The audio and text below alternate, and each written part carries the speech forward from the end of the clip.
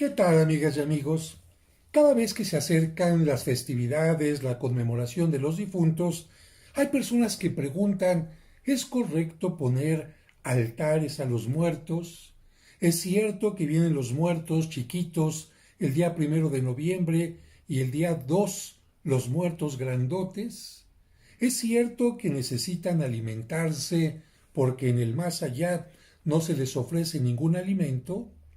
Es cierto que los espíritus, que son espíritus y ya no tienen nada, ninguna necesidad material, necesitan alimentos materiales. Bueno, este tipo de preguntas surgen siempre en este tiempo y por esta razón estoy haciendo este video para ustedes que quieren una respuesta clara, concreta, desde el punto de vista de nuestra fe cristiana. Quisiera comenzar diciendo que este cuerpo que todos tenemos, cubierto de carne viva, lleno de órganos, de venas, por el que corre sangre, un día, lamentablemente, tendrá un fin. Y a ese fin, a esa limitación humana que todos absolutamente tenemos, es a lo que le llamamos nosotros la muerte. El fin último, no solamente del ser humano, sino de todos los seres vivos. Todos tenemos un límite y a eso le llamamos muerte. Primer punto de la reflexión. ¿Ustedes creen que el amor es un ser, es una persona, un ser viviente? No. El amor es un sentimiento, puede ser algo de pasión para algunos, puede ser atracción, en fin. Y desde la antigua Grecia y Roma se intentó representar al amor con un niño que lanzaba sus flechas de amor a aquellas personas que quería que se enamoraran. Pero el amor no es una persona, el amor no es un ser viviente ni tampoco un espíritu. También en otro momento se quiso representar, por ejemplo, la guerra, así lo hizo Goya, como un gigante que pasaba por los distintos territorios y al ir pisándolos los iba llenando de hambre, los iba llenando de muerte, los iba llenando de deseos de venganza. Pero la muerte, aunque es algo terrible, no es un ser humano, no es un ángel, no es un espíritu, no es un ser viviente, sino que simplemente es un conflicto que lamentablemente se genera entre distintos grupos, personas o países. De la misma manera, se ha querido representar a la muerte. Y tenemos que recordar que así como el amor, la guerra, el hambre, el frío, etc., la muerte no es un ser viviente, no es un espíritu, no es un ángel, simplemente es la limitación humana. Claro, en la cuestión de fantasía, en la cuestión de novelas, de ficción, se ha querido representar de repente un espíritu, un ángel que llega y corta la vida, arranca la vida, y para esto se inspiraron en algunos elementos de la mitología griega, por ejemplo, el tiempo. El tiempo, llamado Cronos para los griegos, era algo que cortaba todo. Pues sí, porque el tiempo se acaba con todo.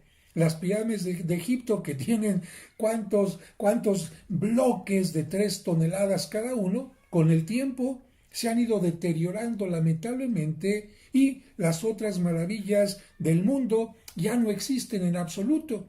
De tal manera que el tiempo arrasa con todo. Y al tiempo lo representaban con una hoz, porque la hoz arranca lo que se ha sembrado, arranca lo que está plantado, y en forma simbólica nuestra vida es algo que se sembró en esta tierra, pero tarde o temprano tendrá que ser arrancada, tendrá que ser limitada. Así que la muerte no es un personaje, simplemente es una limitación humana, y por eso nosotros no damos culto ni admiramos la limitación humana, sino más bien los cristianos damos culto a la vida, porque Cristo se ha hecho hombre para decirnos que el ser humano puede trascender si vive el amor, si está tomado de la mano de Dios, que Él es inmortal, que es eterno. Él puede hacer que nuestra vida continúe en el más allá. Por lo tanto, un cristiano no da culto a la muerte. Un cristiano da culto a Dios, que es la fuente de la vida, y por lo tanto un cristiano tiene cultura de vida y no cultura de muerte. Esto que nos quede muy claro. La primera pregunta entonces sería, Padre, en estos días aparecen algunos elementos como este. Aparecen cráneos de todo tipo, de azúcar, de amaranto, de chocolate, de cartonería. Y Padre, ¿es correcto esto? Bueno, mira, hay que recordar que desde los inicios del cristianismo, la figura, vamos a decir, los restos, mejor dicho, de una persona han sido los mismos que los de ahora. Cuando esta carne que tenemos, que de alguna manera está llena de vida, es tocada por ese momento final llamado muerte, todo esto empieza a corromperse. Ya no hay circulación, ya no hay renovación de células, ya no hay un oxígeno que vaya haciendo que nuestro espíritu se mantenga vivo, los órganos dejan de funcionar y poco a poquito toda esta carne se va pudriendo, se va deshaciendo, y como los huesos tienen una estructura, una forma, un elemento, podemos decir que dura más que la carne, después de un determinado tiempo, si se abre una fosa, lo que aparece es un esqueleto. De hecho, en la antigüedad por eso le llamaban a algunos elementos sarcófago, porque pensaban que aquel sarcófago se comía la carne del muerto que estaba ahí. Acuérdate que fago significa el que se come algo. Por ejemplo, antropófago es aquel que se come carne humana. Y el sarcófago decían, es que metimos un cuerpo con carne y venimos después de algún tiempo a ver el cuerpo y ya estaba únicamente el esqueleto. Bueno, el esqueleto es lo último que queda, o bien, si en algún momento, en alguna cultura, por cuestión de higiene, por determinados credos, se cremaba, se quemaba el cuerpo, ni siquiera los huesos quedaban. Quedaban puras cenizas indicando que el ser humano, como todos los seres vivos, nuestra materia regresa a la tierra, nuestro cuerpo se convierte en polvo y regresa al polvo, pero si nosotros hemos estado, repito, tomados de la mano de Dios, nuestro espíritu trasciende. Por eso tenemos que respetar, tenemos que cuidar nuestro cuerpo, pero tomar en cuenta que no es lo más importante. Al cuerpo le damos atención, pero el espíritu es especialmente lo que tiene importancia. Y por esta razón, también en el cristianismo, los cráneos han representado lo fugaz de la vida. Ya lo dice uno de los libros de la Sagrada Escritura, todo es pasajero, todo es vanidad. Vanitas en latín significa lo que es pasajero. Vanidoso es aquel que se centra, que se aferra, que toma únicamente para su vida lo pasajero y deja lo más importante. Así que un esqueleto que representa el paso fugaz de esta vida y que todos tarde o temprano, ricos o pobres, famosos o desconocidos, titulados o analfabetas, hombres o mujeres, viajeros, gente que nunca salió, todos absolutamente vamos a tener que morir. La limitación humana y por lo tanto aprovechar la vida, pero buscar la trascendencia. Esqueletos vamos a encontrar, por ejemplo, en las tumbas de los papas.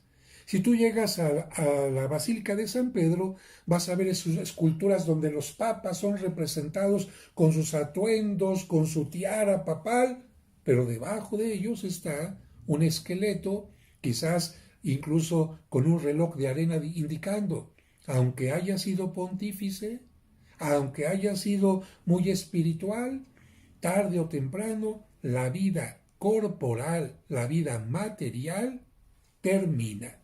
Por eso estos cráneos en las tumbas papales, o muchos cráneos también en algunas tumbas de frailes, eran para eso.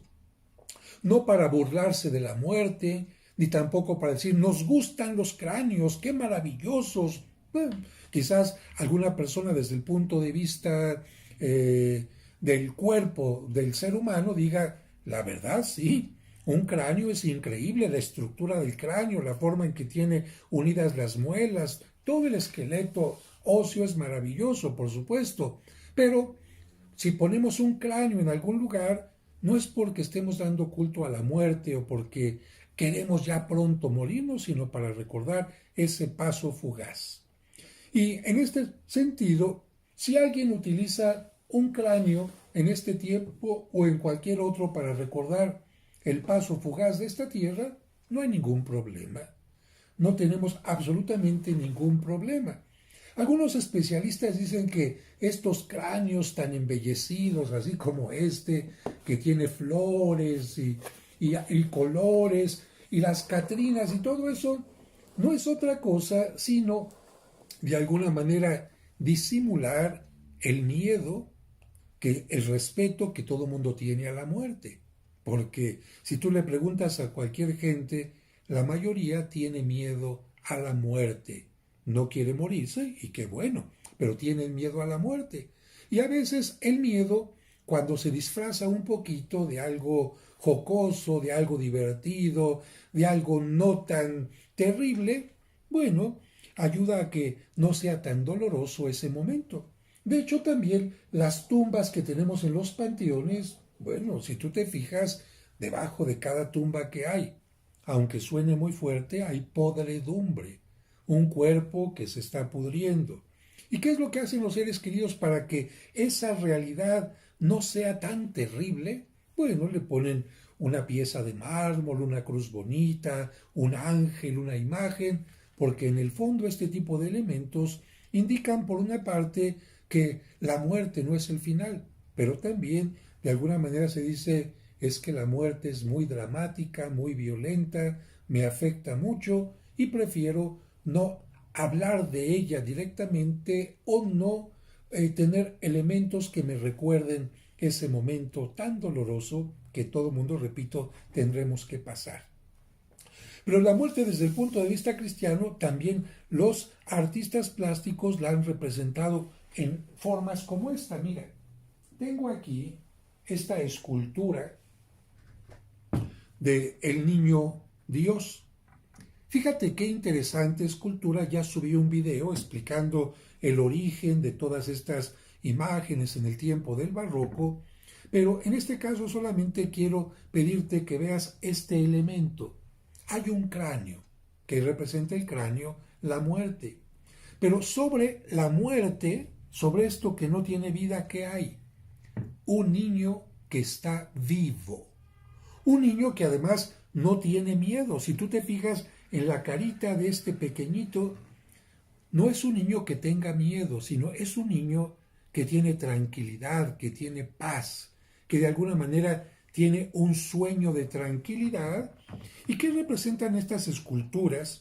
Representan a Cristo, que desde que se hizo hombre vino a dominar, a vencer, a tener triunfo sobre la muerte. Como diciendo, para mí, aunque la muerte será parte de mi vida porque me he hecho humano, la muerte, aunque sea dolorosa, aunque sea que pase por una enfermedad, alguien, aunque sea que alguien pase por un atropellamiento, por situaciones que a los vivos nos afectan, una vez que llega la muerte, Cristo nos dice, la muerte no es el final. La muerte es vencida, la limitación humana es vencida porque Dios nos quiere dar parte de su poder ilimitado. Así que el que tú pongas un cráneo quizás en un lugar que en algún momento determinado lo utilices para un disfraz, para una representación, si lo estás utilizando para recordar que el paso de esta vida para todos es fugaz y que por lo tanto hay que tener cuidado de ella y vivir con los valores, no tendría nada negativo. Fíjate, y con esto termino antes de empezar a leer esta parte y tocar el tema que les he mencionado, que en los carnavales antiguos, bueno, habían carruajes y comparsas que pasaban hablando de la lujuria, de la gula, de la avaricia, todos los pecados capitales, todo aquello que el ser humano puede hacer para buscar únicamente placer e incluso, lamentablemente, corromperse. Pero ¿sabes cómo terminaban los carnavales en la antigüedad? ¿Cuál era el último carro que pasaba dentro de todo aquella procesión? El carro de la muerte. Como diciendo, sí, avaricia, pero todo lo que hayas tenido acumulado en esta tierra, no te lo llevas al más allá. Lujuria, sí, pero todo lo que hayas gozado con este cuerpo, no te lo llevas al más allá y posiblemente lo que hayas hecho te impida gozar el más allá. Así que el carro de la muerte pasaba recordando a todos que precisamente el tiempo de la cuaresma que iniciaba después del carnaval era un tiempo para meditar y reflexionar qué hacemos con nuestra vida antes de que llegue ese momento final. Pero empezamos con las preguntas. ¿Es correcto poner un altar a los difuntos? ¿Es correcto ofrecerles alimento? ¿Es cierto que el día primero vienen los muertos chiquitos y el 2 los adultos? Los días dedicados a los difuntos en noviembre son celebraciones prehispánicas o cristianas. ¿Se celebraban en los mismos días las fiestas prehispánicas en noviembre? No, pero bueno, vamos a verlo. Me parece que lo mejor no es decir simplemente sí o no, sino reflexionar un poco sobre esto para que queden claras las ideas. Primero hablamos de qué es un altar. Un altar, del latín altare, de altus, que significa elevación, porque generalmente los altares estaban elevados, es una estructura consagrada al culto religioso, es decir, de cualquier religión o credo, sobre el cual se hacen ofrendas o sacrificios. Sobre un altar se hacen o bien ofrendas o bien sacrificios. Las ofrendas, desde el punto de vista cristiano, pueden tener tres sentidos. Primer sentido de la ofrenda, ofrecer algo que Dios puede recibir, como por ejemplo un objeto de adoración, lo adoramos, de alabanza, de súplica, de petición o agradecimiento. En este caso, el mejor altar cristiano es donde se ofrece la Santa Misa porque esa es la mejor ofrenda, ya que Cristo es quien se ofrece en el altar como la mejor ofrenda que se pueda ofrecer a Dios. Por lo tanto, lo mejor que podemos ofrecerle a Dios, el mejor altar que podemos tener, es aquel en el que se ofrece la Santa Misa, y lo que mejor que podemos hacer es ofrecer precisamente la Santa Misa. Claro que también algunas personas tienen en su casa pequeñas mesas o repisas, altares, en donde colocan, por ejemplo, alguna imagen de la Divina Providencia o de Cristo, ante las que colocan flores o velas. Muy bien, son altares en que se están ofreciendo ¿qué? Ofrendas, alabanzas, oraciones. Segundo sentido de la ofrenda cristiana. Ofrecer algo que nos recuerda en este altar el ejemplo o intercesión que la Virgen María y los santos tienen hacia nosotros. Una forma de veneración, fíjate, pero nunca como adoración, porque a los ángeles, a los santos, a la Virgen María no se les adora, solamente se les venera. A Dios solamente se le puede adorar. Este ejemplo de altares, por ejemplo, son mesas o repisas con imágenes de la Virgen María, de los santos, a los que se les pueden poner flores, veladoras o incluso pequeños incensarios. Tercer sentido de la ofrenda. Ofrecer algo en memoria o recuerdo de nuestros difuntos para agradecer todo el bien que nos hicieron y para pedir por su eterno descanso y el perdón de sus pecados. Como por ejemplo este tipo de altares, los lugares donde se coloca una fotografía del difunto o de los difuntos o alguna vela o veladora. Hay gente que en su casa, desde que falleció el ser querido, tienen su imagen, le colocan una veladora para indicar esta llama, indica la fe que yo tengo, que tú estás en la presencia de Dios, que estás vivo en su presencia y que tu vida es para mí como una llama que me ilumina en todo momento.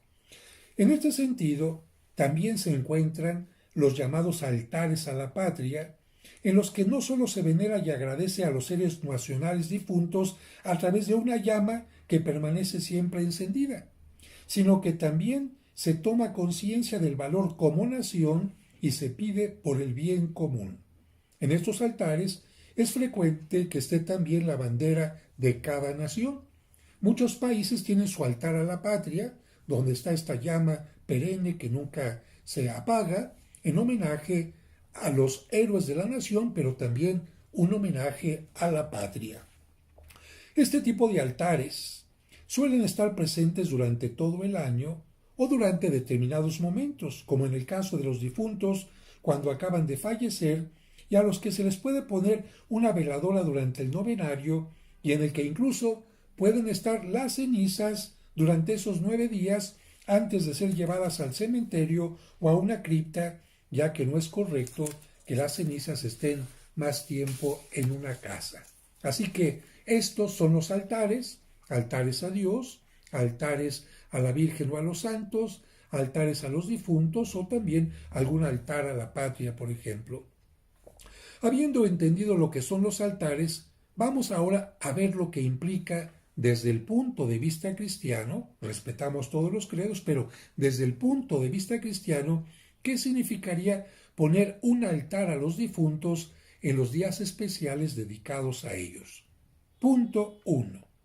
La fe cristiana nos dice que cuando mueren, dejan definitivamente este mundo, este plano terreno, y después de tener un juicio personal de parte de Dios, entran a planos totalmente distintos. Ya no están en este mundo. Dejan totalmente este mundo para entrar a 3 planos distintos, a alguno de ellos que son: A. Si murieron con algunos pecados que deben de purificar, van al llamado purgatorio, en donde con la ayuda de Dios, la intercesión de los santos y nuestra, se purifican para poder llegar totalmente limpios y puros ante Dios. Este primer punto, este llamado purgatorio, es un punto que es pasajero, transitorio. Nadie se puede quedar para siempre en el purgatorio. B.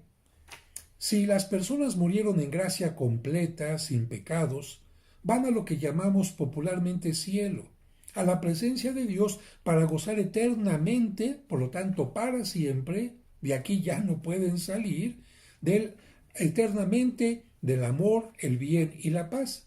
Y yo te preguntaría, si tú a veces estás en una fiesta y estás tan contento que te dicen vámonos y no te quieres salir, imagínate lo que significará estar con Dios eternamente, con los seres amados, en paz. ¿Quién se va a querer salir de ahí?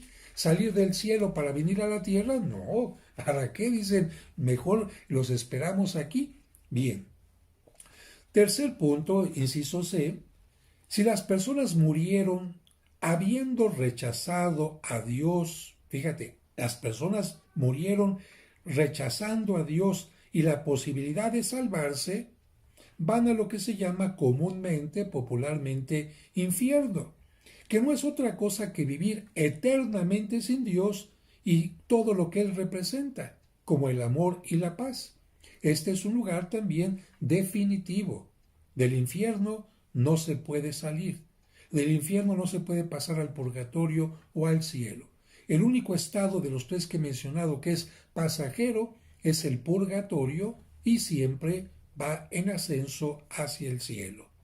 Por lo tanto, habiendo entendido esto, que al dejar definitivamente este mundo, en el que por tener un cuerpo limitado necesitamos comer, beber y muchas cosas más, cuando los difuntos llegan a la presencia de Dios, ya no necesitan alimentos ni bebidas terrenales, porque ya no están sujetos a las necesidades de un cuerpo. Así que, Padre, es que mi difunto, ¿dónde comerá? ¿Tendrá que venir a comer todos los días? Los espíritus en la presencia de Dios, los seres humanos en la presencia de Dios, ya no necesitan venir a esta tierra a recibir ninguna cosa material de las que los vivos sí necesitamos. Vamos al siguiente punto. Este pensamiento cristiano de trascendencia es totalmente distinto a otras creencias sobre los espíritus de los muertos que afirman estas cosas. Fíjate, lo que nosotros creemos, el paso a la presencia de Dios, no necesidades materiales, es totalmente distinto a estos puntos que te voy a mencionar. Algunos dicen que los difuntos se quedan para siempre tristes, con sentimiento de abandono en los panteones, esperando que sus seres queridos vayan a visitarlos a su tumba. Por lo tanto, los panteones están llenos de muertos, de espíritus de muertos ahí. No han dejado este mundo, están ahí, solos, abandonados en los panteones. Segundo punto, otra creencia. Algunos creen que se quedan para siempre tristes y metidos dentro de una urna de cenizas, esperando que sus seres queridos les platiquen y les den un lugar en la casa. Hay gente que tiene la ceniza y piensa que ahí está su ser querido escuchándolo, que esas cenizas tienen oídos, que esas cenizas tienen corazón, que esas cenizas... No, ¿qué son esas cenizas? Restos. ¿Dónde está el ser humano? En la presencia de Dios. Tercera equivocación desde el punto de vista cristiano. Hay gente que dice que se quedan para siempre en este mundo porque se aferraron mucho a él y a sus seres queridos. Es decir, se quedaron atrapados en este mundo porque no se quisieron ir. Bueno, cada quien sus ideas. Cuarto punto, equivocado. Hay quien dice que se quedan para siempre en este mundo y que los malos, al pegarse a algunas personas, hacen que les vaya mal. Y los buenos, al pegarse en algunas personas, hacen que les vaya bien. Por ejemplo, algunas personas me han dicho que algunos de la santería dicen, ¿sabe qué? A usted le está yendo muy bien porque trae pegado un espíritu de un muerto bueno. Ah, pero a usted le está yendo muy mal porque tiene pegado un espíritu de un muerto muy malo. ¿Y qué es lo que hay que hacer? Hay que despegar ese muerto. Y al que es bueno hay que mantenerlo bien, bien pegadito y por eso hay que hacer determinados rituales. Cada quien sus creencias, esto no tiene nada que ver con lo que nos dice la Biblia y lo que dice nuestra fe. Otra postura. Hay quien dice que se quedan para siempre en este mundo como un castigo de Dios porque obraron mal. Entonces Dios los castiga y se quedan aquí para siempre. Ni al infierno, ni al purgatorio, ni al cielo, sino que aquí en la tierra se quedan. Esto no lo acepta la Iglesia. Casos como por ejemplo el de La Llorona, que mucha gente inventa este tipo de cosas y ya. Y aquí también hago otro punto 6. Hay quien dice que se quedan para siempre en este mundo o regresan para vengarse de quienes les hicieron daño. Imagínense lo que significaría esto, que Dios les permita que regresen a vengarse, a hacer el mal. Bueno, yo creo que esto de ninguna manera es coherente con nuestro pensamiento cristiano. Alguna persona me ha dicho, oiga padre, pero entonces, ¿por qué en algún lugar se pueden ver como las figuras de algunas personas? Y yo lo que les digo, mira, tú cuando ves una película, por ejemplo, de Pedro Infante, que ya murió, y la ves en el cine, ¿crees que es Pedro Infante el que está ahí? No, padre, pues es su imagen que la tomaron, que se quedó grabada en una cinta y al proyectarla ahí se ve. Bien, no es Pedro Infante. Tú cuando vas a un lugar y de repente se quedaron las voces, por ejemplo, en una escuela y se oye como eco de los niños que están jugando, gritando. ¿Tú crees que se quedó el espíritu de los niños ahí en la noche? No, es el eco que se quedó. Bien, la gente que estudia parapsicología nos dice que a veces las personas pueden dejar parte de su energía, pero no es su espíritu, no son ellos, y que esta energía de alguna manera la podemos ver nosotros si es que tenemos determinadas capacidades para verlo, pero no son seres humanos. A eso es a lo que se le llama fantasma. No son personas, son simplemente como visiones de seres que por lo mismo no se ven nítidamente. Se ven simplemente como transparentes, como la sombra, como una silueta, pero nunca se ven como una persona de carne y hueso. Hay quienes dicen que por su propia cuenta regresan en ciertos días del año para espantar y hacer maldades. Y finalmente, aquí en México, la tradición prehispánica mencionaba que sólo quienes morían en sacrificio a los dioses o en relación al dios Tlaloc y al agua, como por ejemplo las inundaciones, iban al paraíso, al Tlalocan, una especie de paraíso donde estaba el dios Tlaloc, pero todos los demás iban al Mictlán, lugar de los muertos, lugar oscuro y de abandono, donde solo se les permitía salir cada año, fíjate bien, durante el mes de agosto. La gente que dice ser muy prehispánica, de seguir las creencias prehispánicas, hay que recordarles. Según el calendario prehispánico, los difuntos podían salir el mes de agosto. ¿Por qué en esa fecha? Porque era la fecha de la celebración de las cosechas del año. Y como los vivos habían cosechado y tenían alimentos suficientes, los podían compartir con los difuntos que podían salir del Mictlán por turnos, por turnos. Los niños podían salir toda la primera mitad del mes de, repito, agosto, 15 días. Y los adultos la segunda mitad de agosto, no solamente un día, sino la mitad del mes. Como su estancia en el Mictlán había afectado de alguna manera su memoria y sus sentidos, era necesario que los familiares les ayudaran a encontrar el camino de regreso a casa mediante flores de color muy vivo, el cempasúchil, de luces, también muchas velas veladoras y de aromas como el copal. Y aquí, bueno, uno diría, pero si en todos lados ponían flores de colores y en todos lados ponían veladoras y en todos lados ponían incienso, ¿cómo le hacían los difuntos para no confundirse? En el fondo, esta mentalidad pensaba que conocían el regreso a casa. Pero ¿qué pasaba si los familiares se cambiaban de casa? Ándale, un buen punto. Ay, padre, nos cambiamos de casa. Entonces va a llegar el difuntito a la otra casa, a la casa equivocada. Bueno, aquí son cosas que solamente comento, pero respeto, por supuesto, las ideas de cada persona. Los vivos colocaban dos tipos de altares. Un altar familiar con alimentos y bebidas, y por supuesto que en aquel tiempo, en la época prehispánica, no había papel picado, porque en México no se conocía el papel. El papel llegó de China a Europa, fue inventado en China, llegó a Europa y llegaría hasta después a México, no en la época prehispánica. En México, si acaso, existía una especie de papel, como el papel amate, pero esto del papel picado no es cuestión prehispánica. Tampoco se colocaban fotografías, porque en los altares prehispánicos no existían. Un altar comunitario también se levantaba, y esto me parece bonito, porque este altar comunitario se ofrecía a los difuntos que ya no tenían ningún familiar vivo que pidiera por ellos. Esta es una realidad. Hay personas que no tienen descendencia, ningún familiar, ningún amigo, se mueren, si acaso los sepultan por piedad algún vecino o quizás el gobierno, pero después no hay quien les vaya a poner flores en su tumba, ni nada, ni a orar por ellos.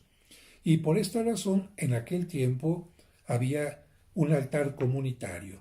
Ahora, padre, si usted nos acaba de decir que la fecha de los difuntos para la mentalidad prehispánica era agosto, ¿cuándo cambió? Miren, la Iglesia Católica casi siempre, o mejor dicho, siempre, ha venerado a los difuntos y ha orado por ellos, como lo pide la Sagrada Escritura, porque la Biblia, en el libro de Tobías y en el libro de los Macabeos, nos invita a hacer oración por los difuntos. Por eso, todos los días en todas las misas, siempre hay un momento para pedir por ellos. Después de la consagración, hay un momento de oración en el que se pide por los difuntos. Sin embargo, hacia el año 998, en una abadía, en un convento en Cluny, en Francia, San Odilon tuvo la idea de dedicar 2 días especiales para los difuntos, idea que se fue extendiendo poco a poco y para el siglo XIV Roma, el Papa, extendió esta idea a todo el mundo. El día primero, de acuerdo a lo que celebramos los cristianos, lo que conmemoramos, el día primero se recuerda a los difuntos que ya están en la presencia de Dios totalmente purificados. Y como a quienes ya se encuentran con Dios, a todos los que ya llegaron con Dios se les llama santos, a este día se le llamó la fiesta de todos los santos. Si mi abuelita ya está en la presencia de Dios, ya es una santa. Si el hijo de alguien que murió ya está en la presencia de Dios, es un santo. Aunque no esté en el santoral cristiano, todos los que están ya en la presencia de Dios son santos.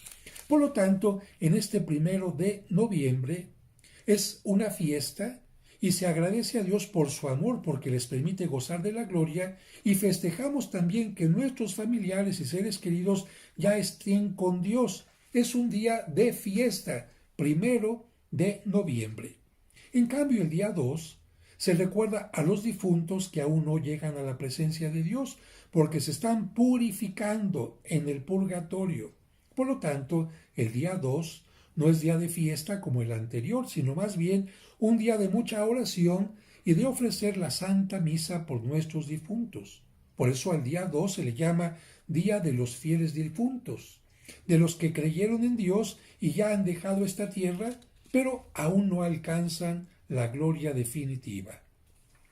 Haciéndote una síntesis de lo que acabo de decir, la Iglesia tiene 3 grupos. Iglesia militante, de militar, de el que lucha, el que combate, todos los vivos que estamos en esta tierra. Iglesia purgante, los que ya murieron y están en el purgatorio.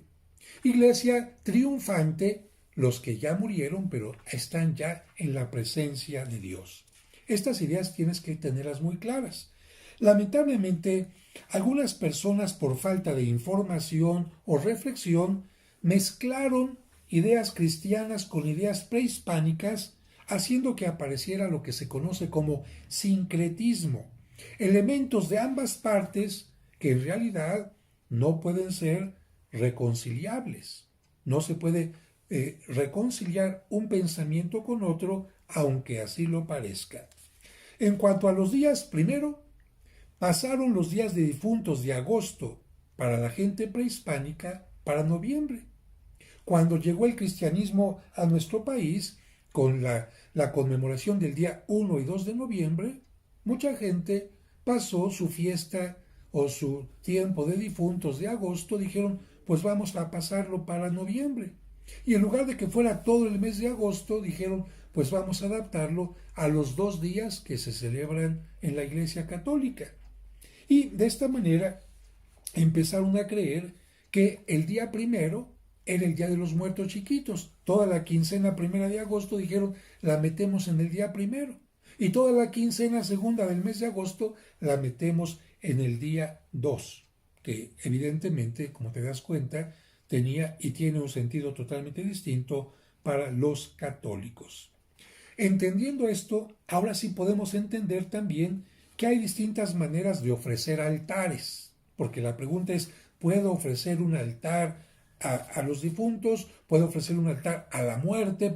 Bueno, más allá de las creencias religiosas, vamos a hablar en primer lugar de los altares culturales o artísticos. Fíjate, altares culturales o artísticos, porque aquí no se da ningún culto a ningún credo ni nada, porque hay quien simplemente los pone como un elemento decorativo o artístico, por lo que podemos verlos incluso en museos o en lugares donde no se profesa ninguna religión. Ahí lo que importa es la forma, el papel picado, los colores, la parte estética. No les interesa la parte religiosa para nada. Lo que importa, como te he dicho, es la belleza, la riqueza de los elementos, el papel picado, el aserrín, las velas adornadas, las vasijas de barro vidriado y muchas cosas más. Esos serían los altares culturales o artísticos. Esto lo puede poner cualquier gente independientemente de su credo. Ahora, altares basados en la fe prehispánica, no altares católicos, basados en la fe prehispánica. como las personas que creen que los difuntos han vivido en soledad, tristeza y hambre durante todo el año en el Mictlán, y es la única ocasión en estos días en que pueden alimentarse, pues hay que ponerles para su visita todo tipo de alimentos en abundancia y marcarles el camino para que no se pierdan, no se vayan a quedar con hambre y se vayan a extraviar. Este tipo de altares, basados en la fe prehispánica, lleva consigo, diría yo, una cierta decepción sobre la vida, porque no obstante las buenas obras de quienes murieron, el esfuerzo de ser mejores, etc., terminan en el abandono, en el Mictlán, lejos de Dios de amor y esperando cada año poder regresar con tristeza, con angustia, a la tierra.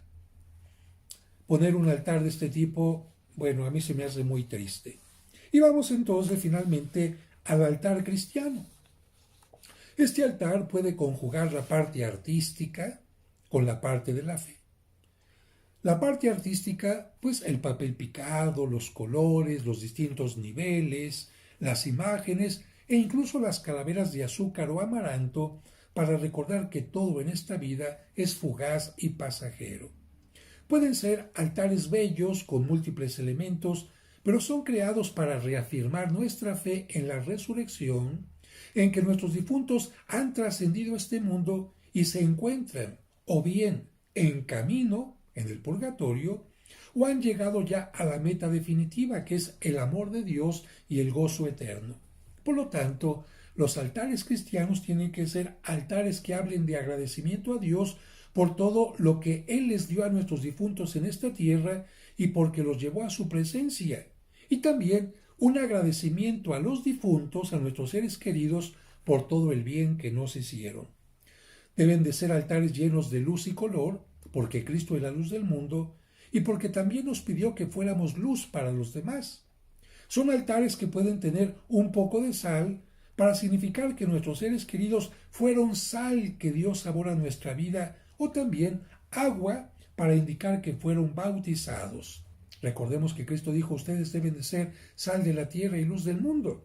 Por eso el día de nuestro bautismo se entrega una vela a nuestros padres para que nos las entreguen el día de nuestra primera comunión. Por eso cuando vamos a renovar nuestra fe también en la confirmación, llevamos una vela. Y cada vez que inicia un mes ponemos una vela encendida para indicarle a Dios nuestra fe y que queremos ser luz del mundo.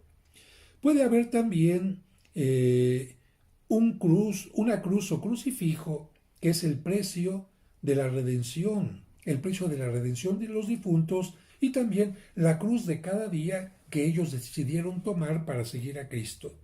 Y en el campo de los signos pueden entrar también sus fotografías para indicar que los recordamos y extrañamos. Las flores, signo de sus buenas obras, signo de alegría por su resurrección y también signo de que como las flores, también nosotros nos marchitaremos y tendremos un final, pero no triste, sino lleno de esperanza, porque como las flores antes de marchitarse, alegraron el mundo con su color y perfumaron el mundo con sus aromas. Un signo más, pero signo. Pueden ser los alimentos, pero no para que ellos los vengan a consumir, sino para recordar lo que gozaron y les gustó en esta vida, por los alimentos que nuestros padres nos ofrecieron con su trabajo, o bien los alimentos que compartimos con ellos. Las cenas de Navidad, los cumpleaños, están reflejados en esos alimentos que pusimos ahí. Y puesto que son cosas simbólicas, ya que no vienen a alimentarse de ellos, no tienen que ser platos abundantes ni vasijas grandotas, porque se desperdiciarían, a menos que los pusiéramos solo un momento como ofrenda, como agradecimiento, y luego los compartiéramos en familia, recordando cuando convivíamos con ellos. Y puesto que se trata de un altar cristiano, no tendría nada que ver en ese altar cosas ajenas como las calabazas con cara, las brujas o cosas semejantes. Como pueden ver, amigos, el mundo de la cultura, del arte, de los distintos credos, pueden levantar altares a los difuntos desde distintos puntos de vista.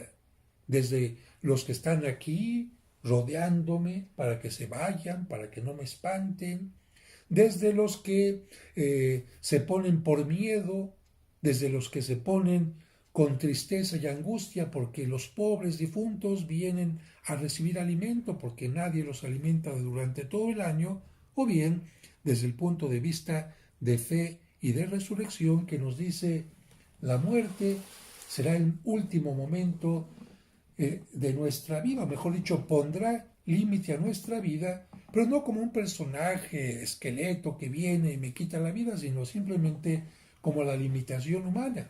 Pero ante esa situación, más que disimular mi miedo y más que tenerle respeto a la muerte, tengo respeto a la vida, tengo respeto al amor y tomo la mejor decisión, porque Cristo dijo, el que cree en mí, aunque haya muerto, vivirá para siempre. Y en todo caso, si quiero alimentarme para tener la vida eterna, no es el día 1 y 2 de noviembre viniendo cuando ya esté muerto, sino con el cuerpo y la sangre de Cristo, el alimento que nos da la vida eterna. Un día también nuestros restos reposarán como esta figurita del niño Jesús, un instante, porque Cristo vendrá y nos dirá, ven, ven bendito de mi Padre, toma posesión del reino que he preparado para ti desde antes que nacieras, desde antes de la creación del mundo, como ese papá y esa mamá que antes de que nazca el niño ya le compraron su Moisés, las chambritas, los juguetes de peluche para ponerle un cuarto maravilloso. Ven bendito de mi Padre, toma posesión del reino que preparé antes de la creación del mundo. ¿Por qué? Porque tuve hambre y me diste de comer. Vida. Diste vida. Tuve sed y me diste de beber. Diste vida. Estuve enfermo y en la cárcel y me visitaste. Diste vida. Estuve de migrante y me diste un hogar, un techo. Bien, precisamente las obras de misericordia son un ejemplo de que en este cuerpo mortal y pasajero puede existir la vida, esa vida que no tendrá límites porque Dios nos llevará a su presencia. Espero que les haya gustado este video, compártanlo por favor, pónganle like para que tenga más fuerza en las redes sociales y seguiremos comentando otras cosas a través de este canal. Que Dios les bendiga y decimos a nuestros hermanos difuntos, dale Señor el descanso eterno y luzca para ellos la luz perpetua. Los fieles difuntos, por la misericordia de Dios, descansen en paz, así sea.